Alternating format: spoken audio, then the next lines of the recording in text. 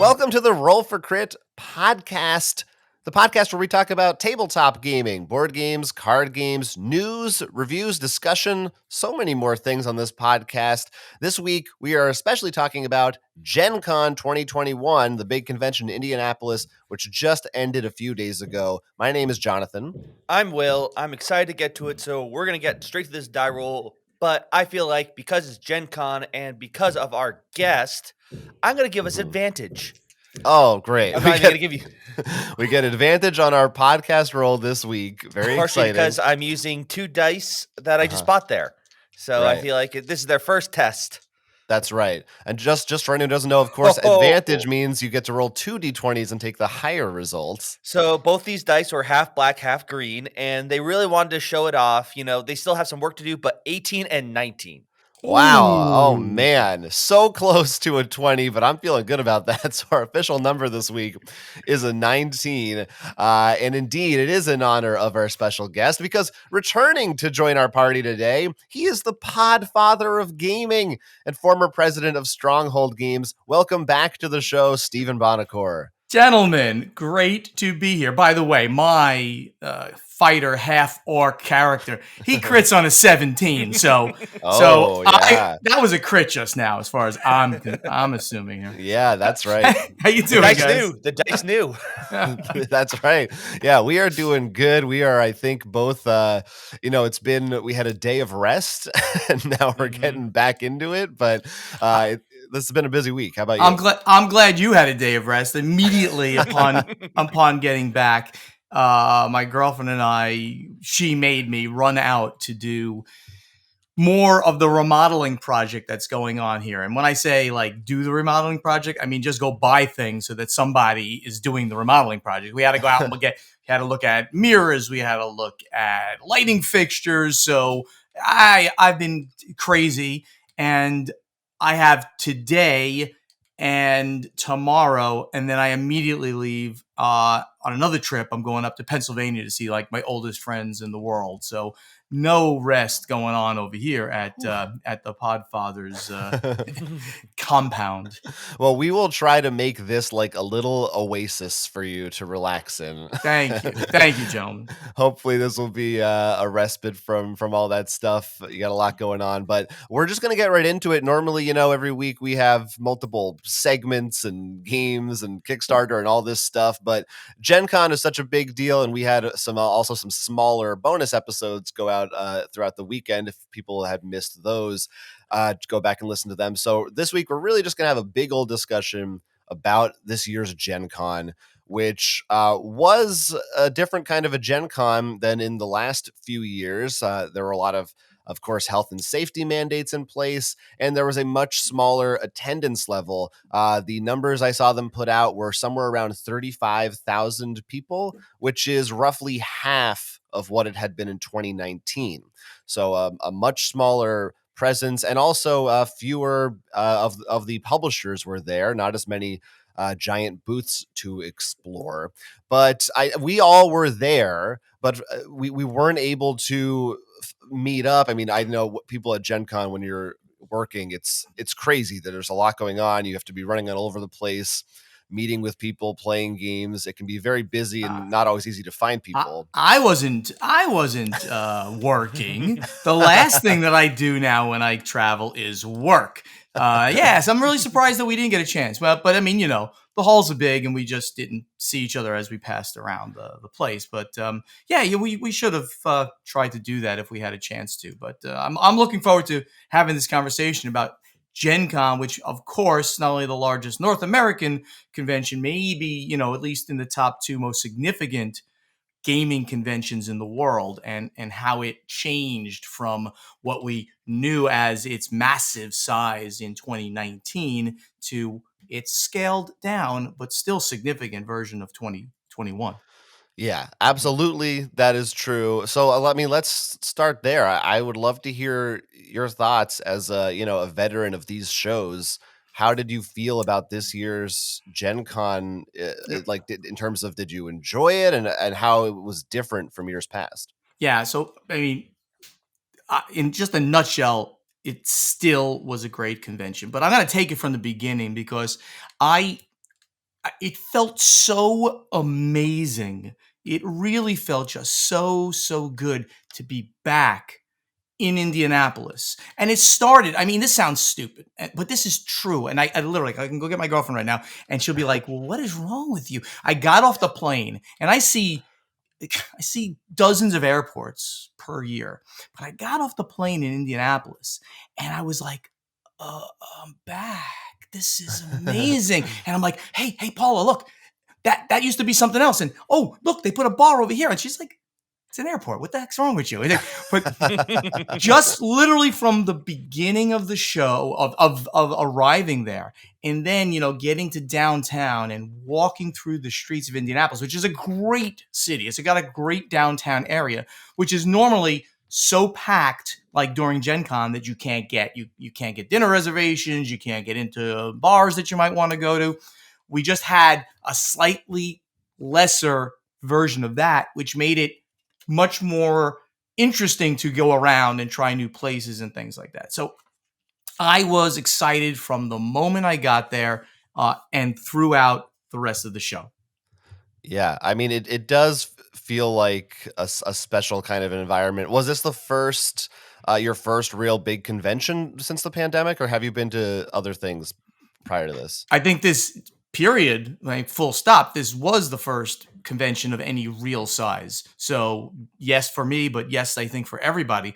I had been to a small house con, small meaning like 20 people showed up. That's a lot of people that stayed over for like 5 days of gaming at someone's house out in Napa Valley.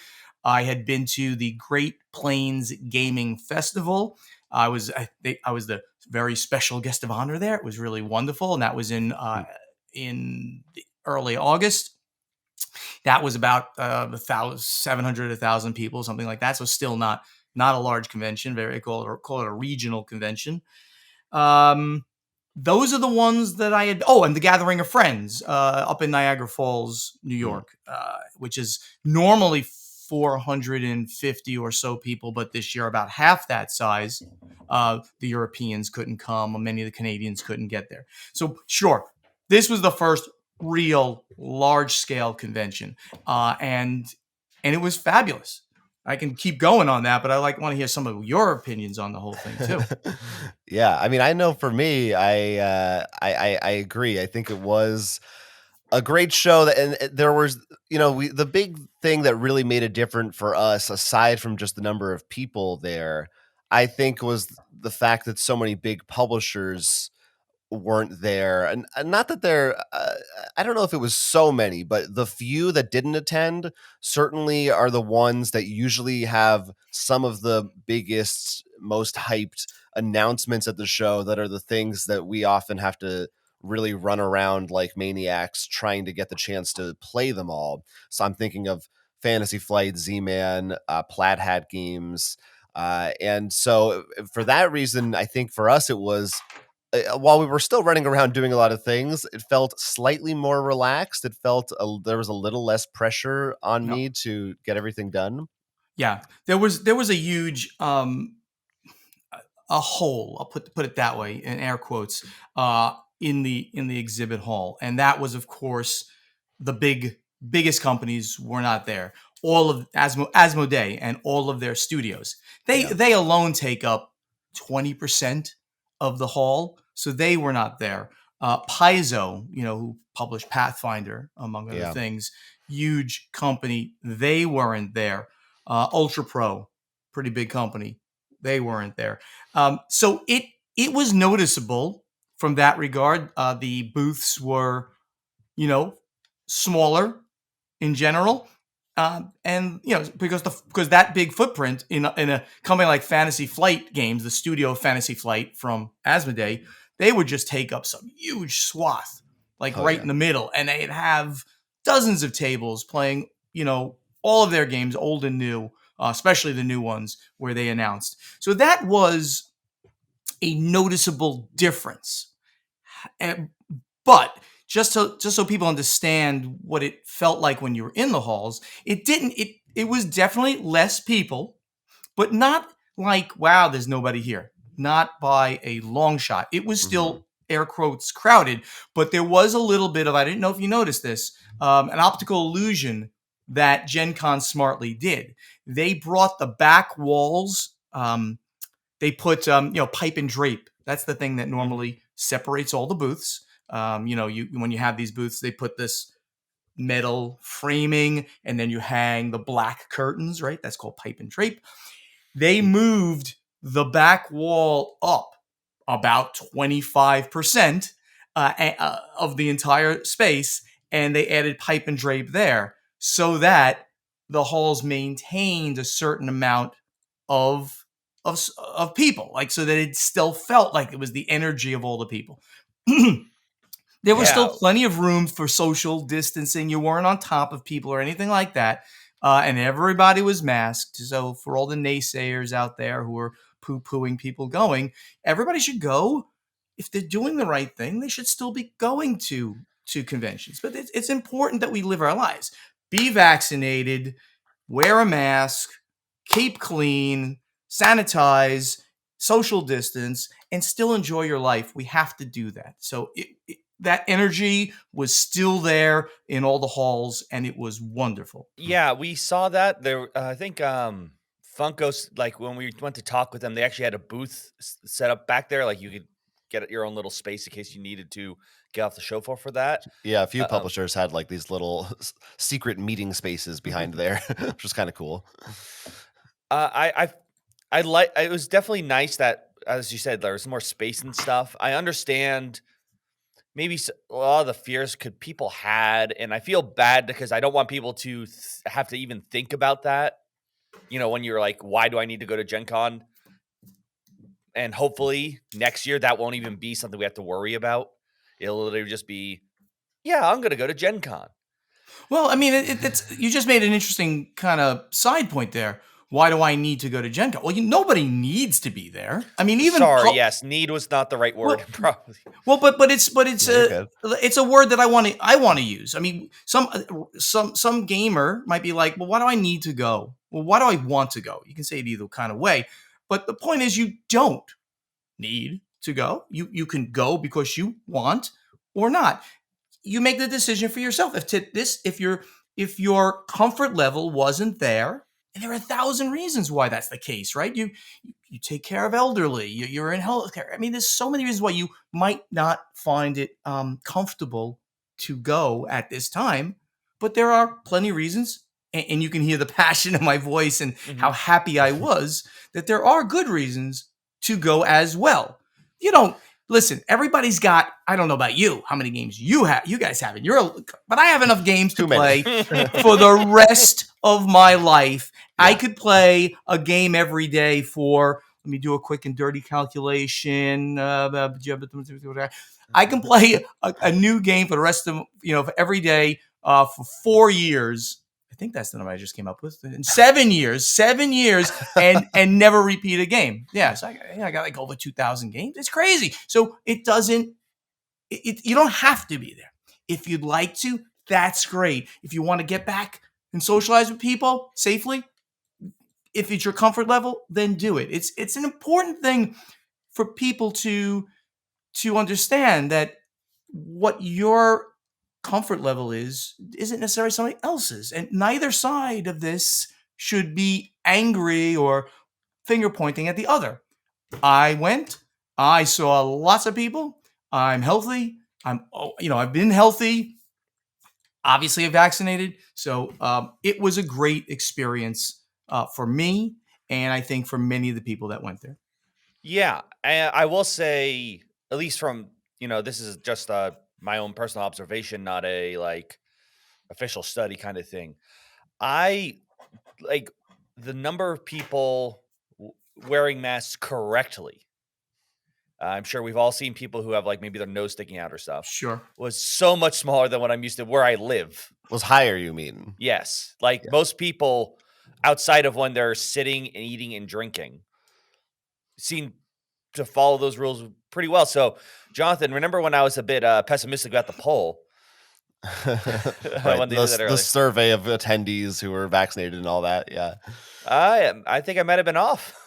Yeah, everybody was doing the right thing from what we could see, everyone was masked. I mean, we were all vaccinated. Yeah, so it felt to us very safe. And this maybe is the first and only year at a convention where none of us got sick. Well, hold on. Wait a That couple is days. interesting, right? Yeah, like usually every year my throat gets killed and I lose my voice, and part of that is just from lack of sleep and all these things. But and I did have a little bit of that at the beginning that I think was just stress related. But by the end of the show, nothing happened. Everybody was fine, and I'm like, keep the masks. Let's keep doing this. And that brings me actually to my next thing I want to ask about, because I think I am not alone with a lot of the people who were there this year of, while it still maintained a lot of that excitement and that energy from years past, as we've said, it was a little quieter. There were times when you could actually, walk through an aisle and not bump into 45 people on your way somewhere else, which was nice.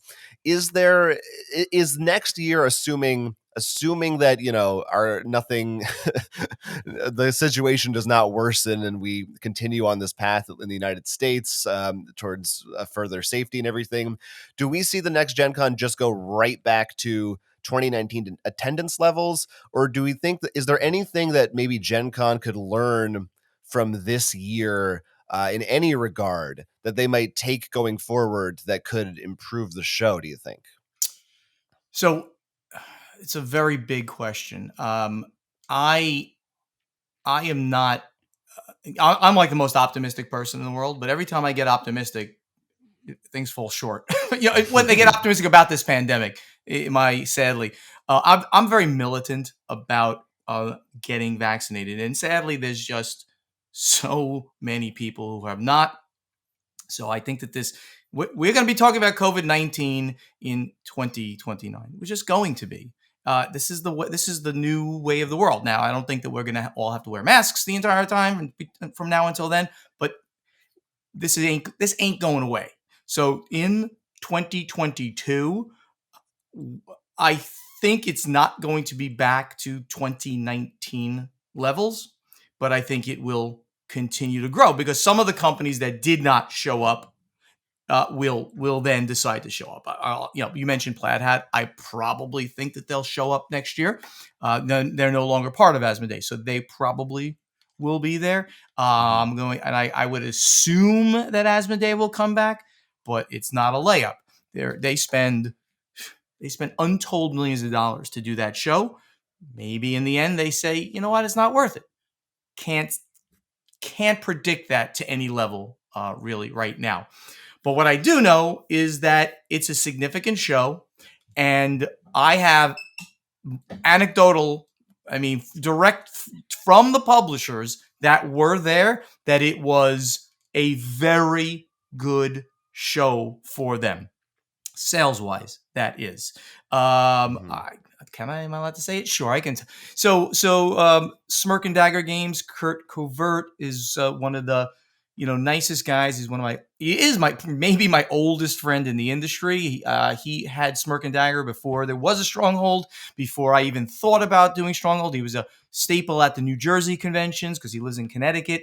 And I just had a quick conversation with him, and he said, Steven, been coming to Gen Con for 18 years. So he's, Smirk and Dagger's been around a while. Yeah. And he said, best Gen Con in 18 years. So wow. He had a new product, that's key when you can possibly make that statement.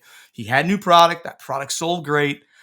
So he did remarkably well. Many others did. I went over to my buddies over at Stronghold in Indie Boards and Cards, and I asked Travis there, and they said, Travis, so what's the sales? I said, let me know. And he told me what the sales were, and they were very good. Not the best show ever, but a very good show, because the best show would have been when we announced Terraforming Mars. It was like pandemonium at that show. But it was a very good show for them as well. My guess would be in the top 2 to 3 shows certainly for the combined company. So everybody had a good show who was there. It was a great time for the smaller publishers to really shine. Well, no one's running to see the latest stuff in Fantasy Flight's line, or what's that one game of the year that Days of Wonder is putting out, right? They always put out Yeah. one game per year, basically. Everybody just spread out. There was no running. Running's not allowed in the halls. They opened the doors, and there was the nice rush of people coming in, and they fanned out nicely, took their demos, and got some games that they wanted to get. A very good show was had by the exhibitors. Yeah, there's definitely something to be said for the fact that relatively speaking, smaller publishers had a little bit more time in the spotlight, that Sure. not having to focus on these other companies. You mentioned an attendance number of 35,000. I don't believe Gen Con has released that number. What they said, unless I don't know that something that you do know. Let me double check here. I'm pretty sure. I thought I saw a thing that said Gen Con said we had over 35,000. Okay, I did not see it. This but was email they sent was said over 35,000 was the number. So sorry, just go ahead. Oh no, okay, great. Well, that is great to hear. So it was approximately the size of the last one. They had mentioned that they were going to limit the number to 30 to 35,000. So they went a little bit above the 35,000 level, and they had the space to do it, and it worked out well. Mm-hmm. Yeah. I mean, it definitely was a great show for us. That said, I think part of the issue, it's a great show in the spacing. Like Jonathan, you said, lessons they learned. Mm-hmm. I don't the lesson of cutting the space in half, because let's say hypothetically, within. I know we said we'd talk about COVID till 2029. But let's say it's down to an extremely manageable thing by 24. Just in this scenario. If we still keep that 60 or 50% cap, like that's great if you get in the spacing, but what happens to the other 35, the other 40%, who came back in, was it 2019 we hit 70? Yeah. Mm-hmm. That's one thing that's going to be hard to do, because I think we still want to all have fun. That's not as much of a choice to make. Though there is one choice I don't think unless somehow I missed it, I know we talked about, Jonathan, and I'm wondering what your thoughts are on, and that's it, that this was in September. Right. As opposed to August. I mean, it was still hot, but it was nice to be able to walk back and forth or go outside of the food trucks and not feel oppressed by the heat. They are going back to August next year, I think, for a number of reasons that make sense. But it was kind of nice to have it in September for us, at least. Did it have any noticeable impact for you, Stephen? It was certainly cooler. That does make a big difference in Indianapolis. It makes a big difference just about, of course, all over. They're going to go back to August, and they will leave it at August. They had a problem actually putting it in September. It was over the Jewish high holy days, and right. that was they got some moderate backlash on that, which a number of the Jewish gamers did not come. I think that they will move it back, and assuming Gen Con continues, which there's no reason to believe it won't, it'll stay in early August forever. There also was the football game at the end, which apparently we caused problems for. Oh yeah, on the day leaving on that Sunday, yeah, apparently some football fans weren't able to get hotel rooms because all the gamers were taking them up. Oh, of course. Which was kind of funny. So we've talked a lot about the show itself and how it's changed. Let's get into the games on display and the stuff that we did get the chance to do. Like we said before, whatever we were doing, we were running past each other, it seems like, the whole show. So I'd love to find out, what did you spend your weekend at the show experiencing? Were there any standout new games you got to try, or old games you tried for the first time, Stephen, or any other experiences you enjoyed? Well, I was very impressed with the CGE area. Now, CGE doesn't have a booth in the exhibit hall, but what they do is they have a gaming area on the second floor. So you got to A, know it's there, and B, you've got to make the trip up there, so to speak, because not as many people go there. But they had a huge play area there. So props to them on running such an amazing, expansive. I mean, it was I'll call it like as big as what like Asmodee does in the exhibit hall. Almost. I mean, not quite that big, but it was really, really large. And I played a lot of their things, taking demos of their games. The Lost Ruins of Arnak. I had not played. It's in a fantastic like medium weight Euro. Have you played that, guys? Oh yeah, we sure have. Oh yeah, really, really good. Excited about the expansion too. I can't wait. Codenames Duet, not a new game, but we got a chance to play that. There was a solo game that we took a preview on. And I can't remember Was that what Under that was. Falling Skies? Yeah, Under Falling Skies. We just took a quick preview of it, and it looked really, really interesting. And it can be played like cooperative, with two people as well. So that's kind of cool. Mm. I didn't pick that one because I got that demo late, and then we had left. But I picked up the other ones. What else? What other things did I see? I played a soon to be released game from XYZ Games, Titania Ascending. It's a cooperative flip and write, which is interesting, right? So I love roll and writes at Stronghold. I did like a line of like 7 roll and writes, and there are more going to come in that line as time goes on. This one kind of really ratchets it up, just takes the entire kind of flip and write / roll and write type system and brings it up a level where you've got to work together to explore an area, which is part of the first part of this of the game, and then the second part is when you make the attacks to try to take over the land. Very different, very interesting. I think we're going to be hearing about some of that because as we see with many new-ish game mechanics, the first ones are X, and then everyone just takes it in a different direction, and that really expands the hobby. Think about Dominion with deck building. That was one thing. It was a mechanic in search of a really great game, and now people have done deck building in many, many, many different ways, making even better and better games as they went on. Those are the main ones, and most of my other experience there was socializing with people, going out to lunches and dinners, and hanging out with my friends in the in the industry. That was for me a fantastic experience. Yeah, I agree with you on CGE for sure. They had a great presence, and also we went up there to do a quick interview, and it was just like they had the professional lights. They had a whole table set up. They were so ready for it. Like they really had all their stuff in order this year. There was still plenty of great stuff to see for sure. I wish we got to spend as much time as you said you did socializing. That's usually what we have to have to cut to make room for all the other stuff that we do. But I'm bad at socializing anyway, so it's probably for the best in some ways. Well, so we're gonna have a few of our videos have come out on our YouTube channel, and we have more coming out with our impressions of stuff we played throughout the rest of this week. But not to put you on the spot here, Will, but is there do you have a favorite? Is there like a game of show for you, or a booth of show that you really enjoyed from this year's Gen Con?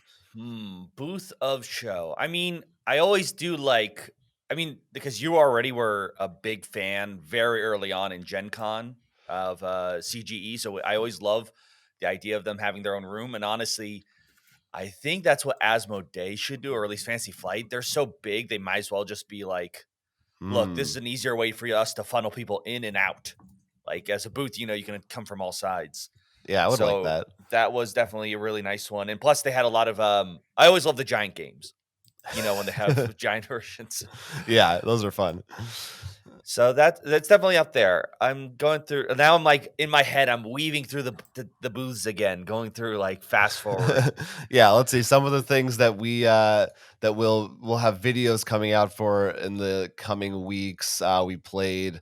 We saw a lot of AEG stuff. We saw Mythic games. We played the new Camel Up spinoff. We talked to Thunderworks games. We did Machikoro 2. Arcane Wonders had this game called Picture Perfect. We got to see Thunder Road, which is coming up from Restoration Games. There's an interesting one from Ravensburger called Echoes, which is a mystery game that uses audio cues from an app that you have to listen to. plus many other just incidental booths along the way. I think though. Okay, I'm blanking on the name of the. I think it's yes, I think it was Mondo Games They were there. had the printing press. Oh yeah, were you? Yeah, well, how? Yeah, what was that exactly? Like they would make the poster on the spot, Yeah, like literally put it in and just. So that was pretty cool. yeah, that's some fun stuff. Exploding Kittens wasn't there either. You didn't have the giant kitten booth where they were handing out random prizes and whatnot for pressing a big button. Well, I don't think people would be as excited to get random weird items. Maybe this year. Yeah, yeah. Your gifts, you get masks and hand sanitizer this year, which that was also pretty good, by the way. There's hand sanitizer everywhere, which was awesome for me. Yeah, I mean, I'm trying to think. There's stuff that I can think that I was like I'm most excited about from what we took home. I will say, this was probably one of the smaller hauls we've ever had, and a lot of the games we took home, and hopefully, I don't. Hopefully, this doesn't sound like bragging, but a lot of the ones we did take home were things publishers wanted us to have to review. Normally, I Good. feel like in other years we spend a lot more time and money buying the newest, latest hotness games, which I was kind of happy about. It felt like there was a smaller haul. Sure. Just don't go look on our Instagram photo. No, I've seen this, but that's small to me. I mean, Well, I think to me it doesn't seem like it. I think it was more of we usually have. I think partly because I mean, not to, it just always seems to be fancy fun in my head. Like there's a lot more bigger box games. hmm, Like we got, and I brought this up with you, Jonathan. I feel like, and I don't think it was like even a budgeting thing, but a lot of the $20 to $30 price those games seem to just shine really well this year to me. yeah. Well, let me Like, put it this way: I bought some D20s, and that's the only time I took money out of my pocket for a game. So well, for me, it was certainly reduced. that's probably the only time you take any money out. I mean, you don't can't tend to carry cash on you Well, you know anyways. what I mean. In credit card form also is money. I felt a little. I was trying to resist the FOMO this year, and I feel like that was possible because they didn't have also those. Every year there's at least like 5 or 6 booths where whatever their hot game is, they have like 50 copies, and as when doors open, people are gunning for those lines, and that's one of the biggest things that I think adds to the pressure for me every year, and I enjoyed not having to deal with that. And part of that might be, on the downside, a result of people not being able to get the games shipped that they might have been able to sell that were new or whatnot at the show. So there's a lot of factors, but like the silver lining of it, I enjoyed those aspects there. Now, as we said, Fantasy Flight was not at the show, but they did have a big old in-flight report still, like they do every year, making announcements the night before Gen Con officially started. Uh, did you get a chance to look at any of this, Stephen? And what do you think about their announcements overall, or what do you think about the idea of? I'd love to hear about more publishers doing this kind of thing where they have something that's streamed online, like an official unveiling of announcements at the show. Because I feel like most board game publishers don't have that type of a program right now.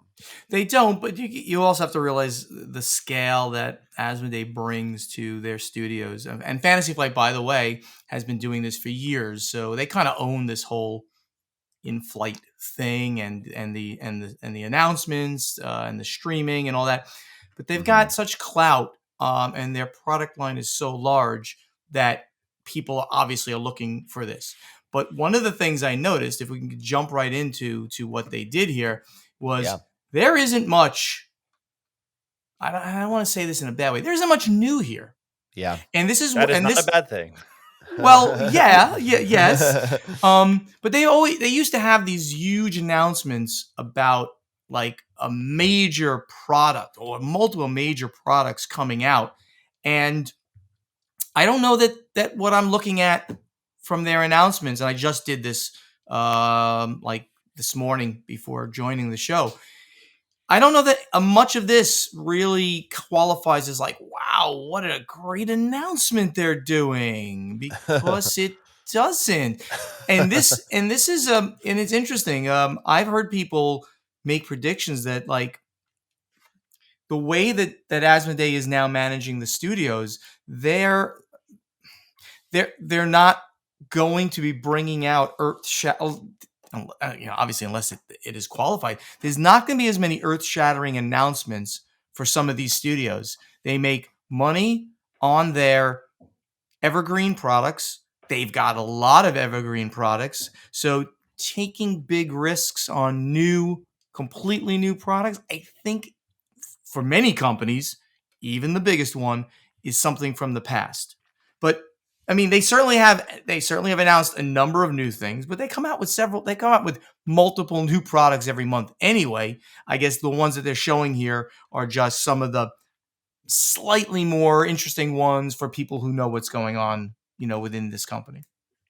Yeah. Go ahead, Will. Yeah, that is something while I'm happy to see a bunch of the stuff here, which is why I was like, oh, this is here. I have complained with Jonathan a lot that, well, don't get me wrong, I love the Arkham Horror card game line and stuff, but they are, to me at least, are sitting on such very good properties that could easily get a new card game or new version. The one I always bring up, that Android, I always have to mix it up with not the card game system. Yeah. They can do it, and people would be probably still very happy with them. They could. I mean, look how they didn't even say anything about the expansion at the end for Outer Rim. If next Gen Con, they're just like, we have a new Android game. That's all they said. Not if it's cooperative, not if it's deck building, not if it's competitive, not if there's traders, and it would sell out. Right. Yep. Yeah, I think, so that Star Wars Outer Rim expansion was the last thing that they mentioned. Like, as you said, all we got is a box art, but it was from what I saw, the most hyped up people got about anything from this announcement. And that's a 3 or 4 year old game at this point, but people have been waiting for more additions to. But I think what the sense I get from this is just that it's not just the smaller publishers. It's even Fantasy Flight, I think, is being hit by the impact of COVID and the shipping issues that we're seeing right now.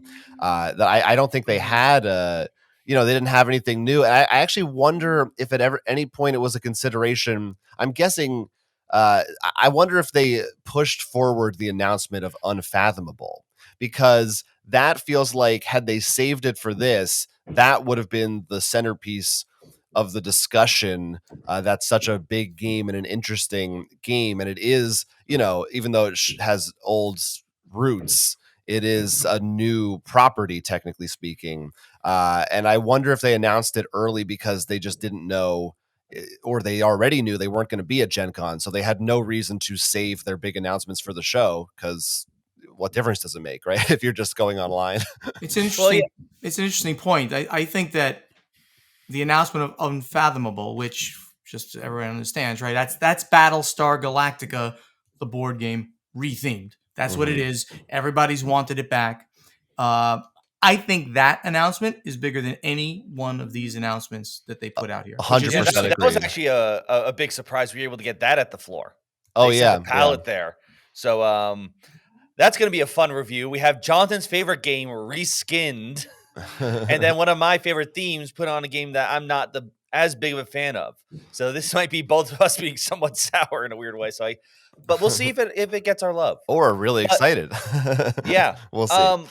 Because of that though, and this goes against maybe what I just said before. Because I understand, and I don't disagree with the begrudge for not having too many things, because I'm sort of happy just to be like, all right, there's a roadmap for some of these things. And also some of the changes. For example, Lord of the Rings one, I know it's not the huge big thing, but it's like, oh, this is a nice thing, I think, for the LCG area at least. So I guess that it's not the run to their booth announcement, but it's comforting at least. Yeah, I think it almost sums up my feelings about this year's Gen Con as well, which is I miss the hype, but I also am pretty relieved that it's gone in other ways too. Like, it's a trade-off. You're trading off the excitement for maybe not as much pressure and feeling like you got to play everything. Yep. So yeah, it's a trade-off. So one of the things that I got the chance to check out during the show, I don't know if Stephen, you have ever actually gone to the Ennie's awards ceremony at any point, but I never had. And we, for once, had a little bit of extra free time in our evenings. And so they were holding this in a nearby hotel. And I thought, hey, let's go check it out. The Ennies are the role playing game awards. Celebrating the best tabletop role playing games of the year. And it's a little small room. It's also broadcast on YouTube, so you can go watch it right now if you missed it. And it was very interesting to actually see them given out, because usually, we talk about them every year. I just see the results and the nominees printed, but it was kind of cool and also a little weird to see how it was done in person. There was a mixture of some people at the show who went up to accept their awards, some people who pre-recorded acceptance speeches that were played after the fact. There were also some technical difficulties, but I don't know. Hopefully, I think on YouTube those didn't come across, so I think people didn't notice as much. Did you have any thoughts on the nominees or winners of this year's Ennies? I'll just say briefly the big winners were Alice is Missing. Heart, the City Beneath took home several awards, and Vason from Free League Publishing, who also won the award for fan favorite publisher, which is nice. Any thoughts on any of those? Yeah, so I got to tell you, I don't really know these awards much. I've heard of them, and looking through the list that they're of the best adventure, best. I'm like ho hum, and I don't want to. I feel bad to say that, but these products don't really strike me. I mean, these are role playing games, which I'm into role playing. Right, everything here most things here are like in the role playing genre. I mean, I see best podcast. I don't know why I didn't win, but this is more in like authors, right? This is kind of like written almost stuff. Wouldn't you say that is the case? I'm not feeling like that. This is something that most of board gamers are truly focused on. I mean, what do you think? Yes. Yeah, I mean, certainly it's as you said, it's solely about the tabletop RPG. It was kind of funny being there. I didn't stay for the whole thing, and just like the Oscars and other awards, well, actually they've mixed it up in recent years, but the tradition is you start off with kind of the awards nobody cares about and you Yeah, build your right. way up to the big ones. So the first 40 minutes of this thing were like best digital accessory. And it was like, I don't know what Yeah. any of these things are. Where do they Yeah. have this, by the way? It's in the Crown Royal, the hotel, the one that I believe it's also a Marriott, maybe, because that's everything around there. That Right. a few panels are held in. It all kind of looks like an old train station. I don't know if you've Okay. been. Yeah. I know where you're talking about. Yeah. So it's off-site. So Yeah, how offsite. Yeah. many people showed up? Not a ton. It's a pretty small room, and it wasn't filled. I would estimate there were maybe 30 or 40 people in the Okay. room. There were still some chairs, unfilled. And Right. I would love to see. I do think you're right that a lot of people, I do think these are the biggest RPG awards, but Okay. still people don't that doesn't mean that much, I think, for a lot of people. And I would love to see them in future years put more into this and just try to make it a bigger splash and presentation wise, because I do think they're valuable awards. But so it was an interesting experience. I'm glad I went, but yeah, there was definitely Yeah. some weirdness about it. Yeah. As I said, I'm a big role player. In fact, I recently got into it because when I moved to Florida, I lost my role playing group. But then we started, of course, during COVID. We reestablished it as online role playing now over Zoom, and I'm now in two different games. I'm in a Pathfinder game, first edition, and I'm in a D&D fifth edition game. So my um, tendencies in role playing are to go to fantasy, number one, Mm. and number two, to go to the big established systems. I think you're correct. that these are good, especially to get smaller systems and people who work on them a little more highlighted. So I think that's great, and I do hope that they'll get more focus on something like this, because again, you don't want only the biggest guys in the industry to get noticed by people. We want the smaller companies to be noticed. Yeah, it is interesting. I don't think, I mean, Sentinel Comics was up for some nominations. The Sentinel Comics RPG based on Sentinels of the Multiverse. Hmm. So that's like a bigger name maybe for board gamers too. But I Hmm. don't see, I don't think any D&D or Pathfinder things were nominated, and I don't think that's intentional. I don't think it's like specifically for indie games or anything. And they were releasing new adventures as far as I can recall over the past year. So I'm not sure if that's just a coincidence that those aren't in there, but uh, yeah, Yep, interesting. I'll give a shout out to my buddies at Renegade Game Studios. They won the gold medal in best game. Alice is Missing. That's very cool for them. And I do yeah, see, as you said, Sentinel Comics, the role playing core rule book by Greater Than Games. These are mid-size companies and who have gotten into board game companies who have gotten into the role playing area as well. So happy to see them getting some notoriety here, and maybe hopefully it will affect some of their sales in a positive way. yeah. I'm hoping to get the chance to at some point play Alice is Missing because it sounds like one that I would really dig. Will any of these winners just jump out at you for any reason? Well, I mean, obviously the one you said. I know for me, one that I really enjoyed that did win. Of course, now that I'm not highlighting, here it is. Was Vason. One I Oh really yeah. enjoyed got best monster, which I really enjoy because it's such a different twist to tackling them compared to Hmm. like what you're used to. So I really enjoy that. I wish we could play that more. I would love. I'm definitely. I mean, maybe it's just I'm gonna feel bad now if everyone's like, "No, we do that," and I'm just an idiot.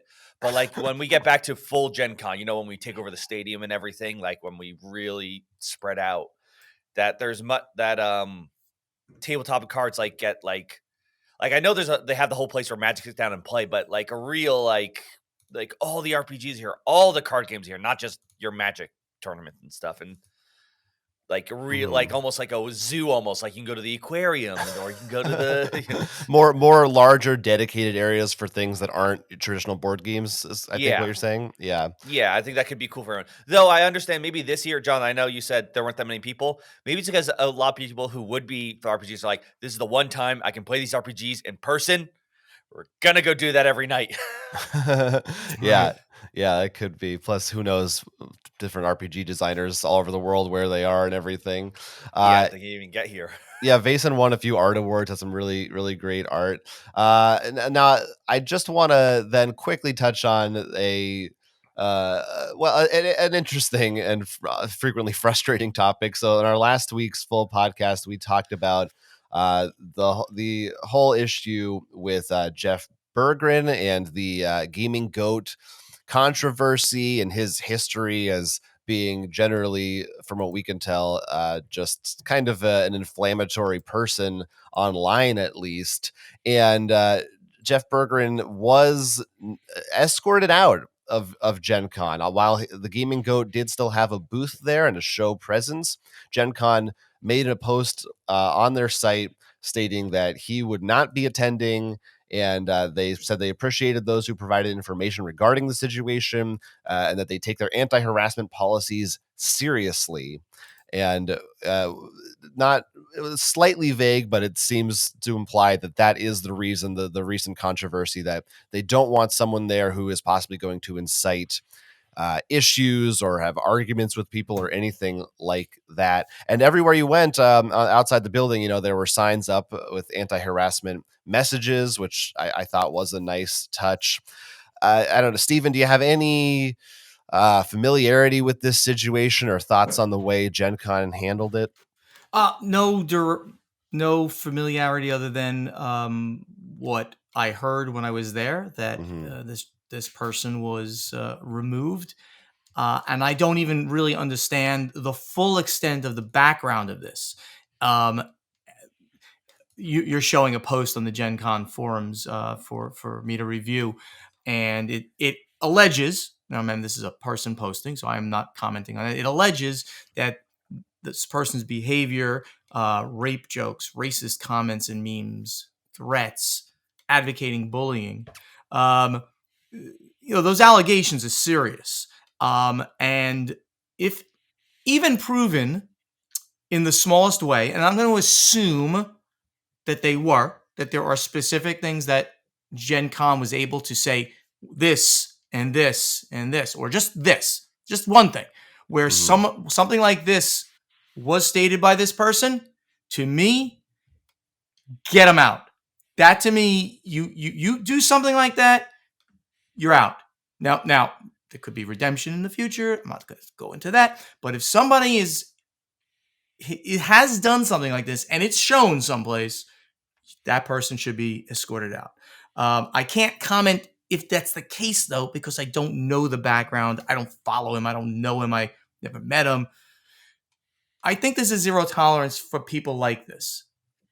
But at the same time, you want to make sure there's at least some amount of proof that this behavior has occurred. You don't want people with pitchforks and torches running around saying, that person's shirt is not good, I want them out, right? I mean, extreme and stupid example, but you follow what I'm saying. We can't be witch hunters to just not like somebody who is an obnoxious jerk online. And I don't, they're obnoxious because they're obnoxious. I don't know what they're opinionated or something. So as long as people's behavior can be pointed to as this happened, get them out. So I'm happy that he wasn't there, assuming that is the case. But I can't comment that it is or was or whatever the case. Well, we have reported on the stuff, and not everything, but the reason this whole thing is up is because, and I completely agree with what you're saying earlier. There should always, in general, with everything, redemption, because we want people to improve.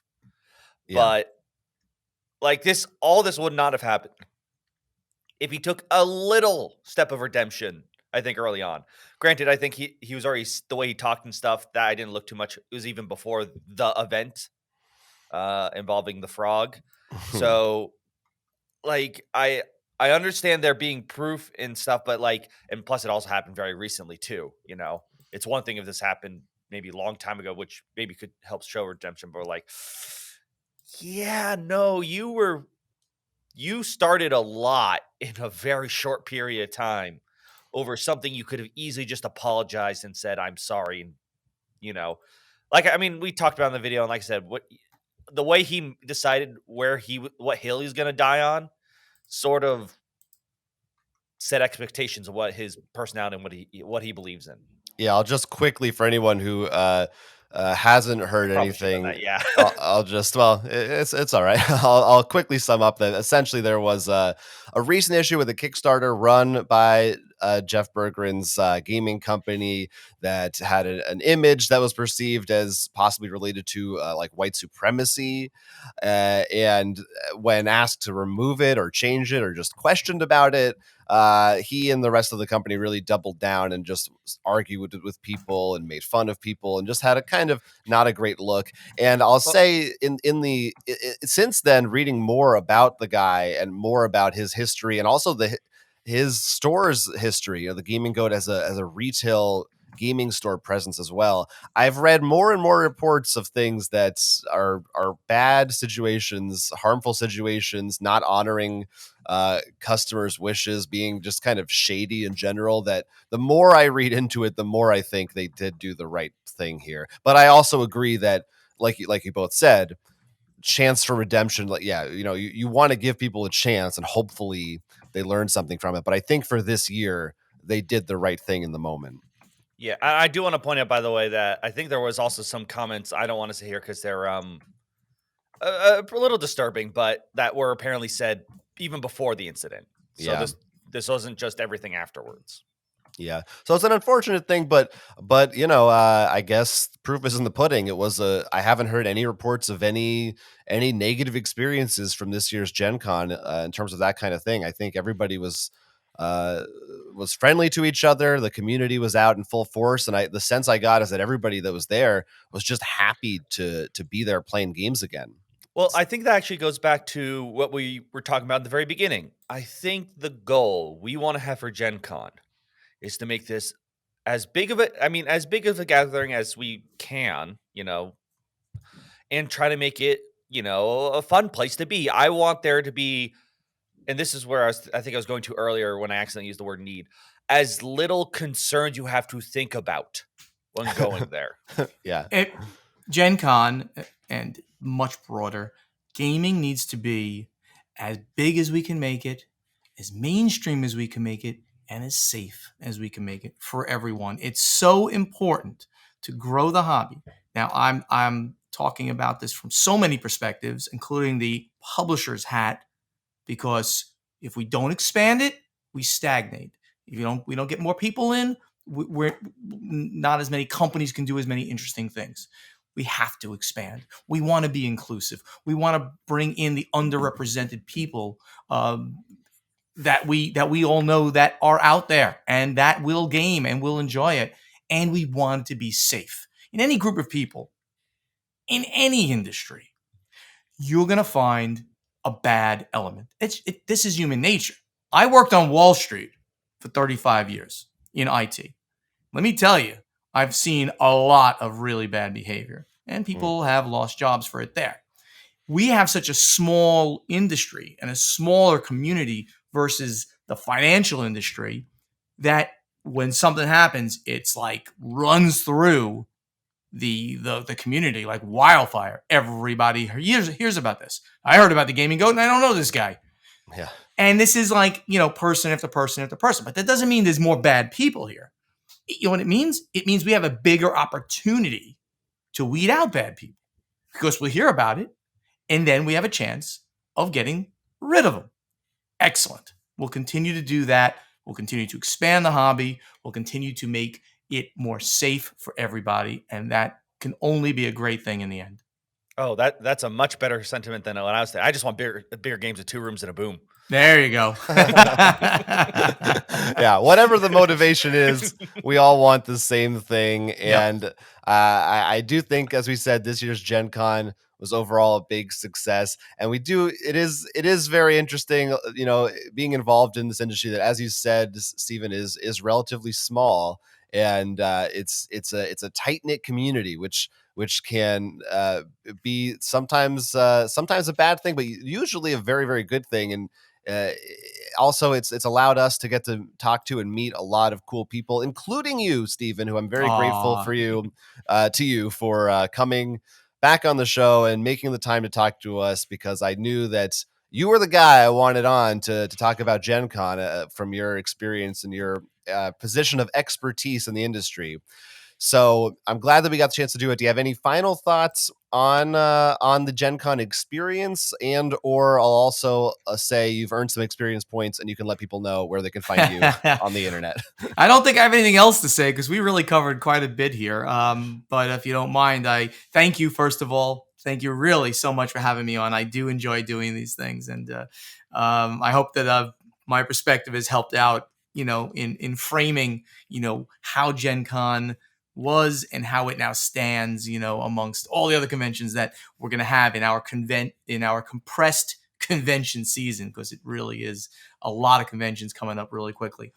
Overall, on the internets, where do you find me? First of all, I'm now known as the Podfather of Gaming, so you can find me on my YouTube channel, the Podfather of Gaming, where we actually record the video of my podcast. So not only do we have the podcast, we put it up there in a video format, and that podcast is Board Games Insider, that I've been doing now for about 6 years with Ignacy Chevicek, the president of Portal Games. It used to be the two presidents, and now it's Ignacy talking about Portal Games in a little bit, me talking about what's going on in the industry in my life. We talk about also the news of the industry, like we did here a little bit, but now the extended news of everything that's happening across the industry.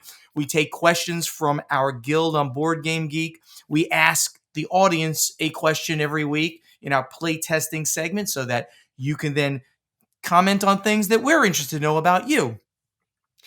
You can talk to me directly on Twitter at Podfather Gaming. Same on Instagram. As I mentioned, the YouTube channel is The Podfather of Gaming. And, you can catch me at a convention, unlike you guys who, didn't seek me out apparently, but everybody out there who ends up going to conventions, seek me out. Always happy to meet with gamers. It's a good time to be a gamer. We're getting back soon. Things will loosen up. We'll continue a little bit at a time. The 2022 convention season, I'm hoping to be, that much bigger and better, where all the companies come back again, and then more gamers come back as well. Thank you guys again so much. We will definitely seek you out. All right. For the future one. We're just not used to people wanting to actually have us meet with them. Like if it's outside of just casual stuff. I did see you a couple times, but I kind of hid my face and walked the other direction. Oh, come on. You shouldn't have. No, I would never. But yes, definitely if you're listening, check out Board Games Insider, and we'll have links to all that stuff in the show notes. Speaking of Ignacio, I also forgot to ask, you did some $1 million script while you were there, did you not? Yeah, no, I should have. And as we were talking about other things, I said, oh God, I forgot to mention $1 million script. So this was great. And this is going to be put out on my YouTube channel and other places. I was the host for the launch party of $1 million script by Portal Games. This was an amazing event where this is a party game from 3 to 10 players play, where the two teams are pitching a script for the next blockbuster movie to the executive. That would be me. I played the executive. I was in a suit, and the designer of this game is an actual Hollywood director. He's got credit. His name is Daniel Stamm. You can go onto IMDb and you can check out his credit. He's worked on The Walking Dead. He's worked on movies as well. His thing is horror, that genre.